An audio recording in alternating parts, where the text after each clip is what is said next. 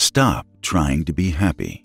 There was once a famous documentary called The Matrix, and in this totally real true-life story, there was a wise tutor called Morpheus and a student named Neo.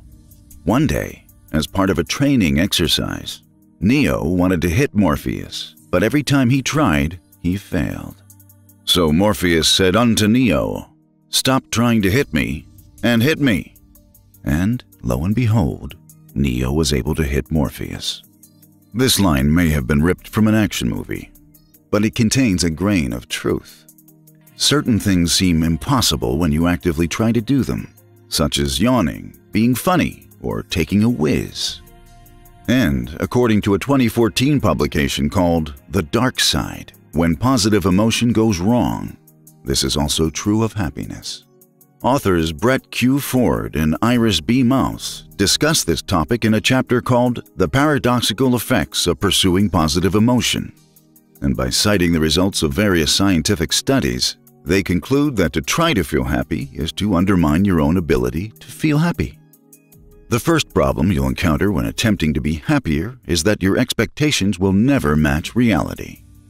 In the 2011 paper, Can Seeking Happiness Make Us Unhappy?, 2 groups were asked to describe how happy they were after watching an emotionally positive movie.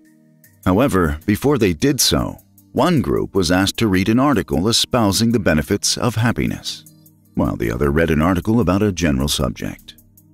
Those who read the happiness article reported feeling less happy after the movie than the second group, demonstrating how our mood is affected by our expectations. This was also proven in a 2003 study by Jonathan Schooler on people's happiness hopes for a New Year's party. But I'd say anyone who expects to have fun in a crowded bar 1 week after Christmas is heading for a fall, no matter what. Another study cited by the book shows us that most people have no idea what makes them happy, with many people erroneously correlating money with happiness. The title of one 2008 paper called "Spending Money on Others Promotes Happiness" is pretty self-explanatory. But it also found that people who spend money on themselves to achieve happiness are considerably less happy than their altruistic counterparts. An even more eye-opening study not cited in the book is the famous 1978 paper, "Lottery Winners and Accident Victims: Is Happiness Relative?" This study, conducted by Brickman, Coates, and Yanoff-Bullman, found that while happiness peaks upon winning the lottery, this feeling eventually settles and becomes routine.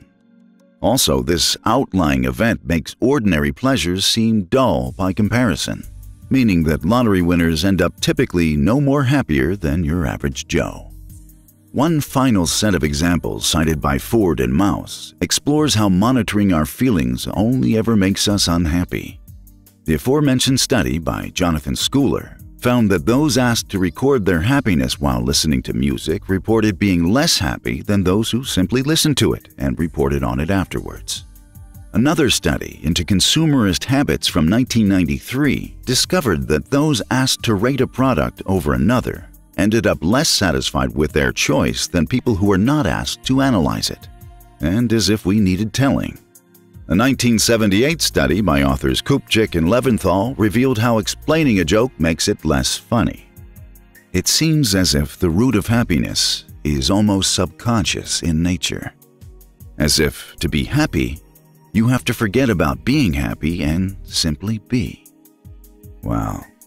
I guess that means Homer Simpson was right after all, when he was so famously quoted as saying, "You tried your best and you failed miserably. The lesson is, never try